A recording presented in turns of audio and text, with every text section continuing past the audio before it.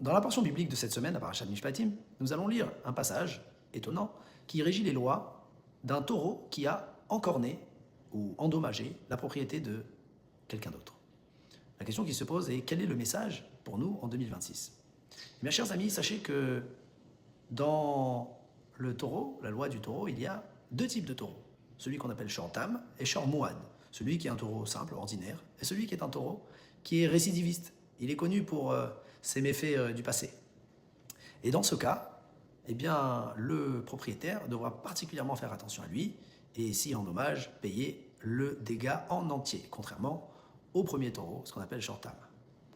Alors, en nous également, chers amis, nous avons un petit taureau de base, qui est notre âme animale, qui n'est pas forcément néfaste. Elle est là pour régir tout ce qui est nécessaire au corps, tout ce qui est vital. Mais si, toutefois, on va la pousser vers des désirs interdits, eh bien, celle-ci pourrait récidiver et tomber dans un écueil qui n'est pas recommandé.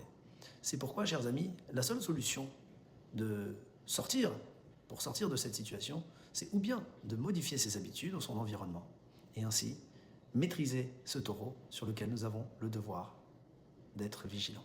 Shabbat shalom à tous.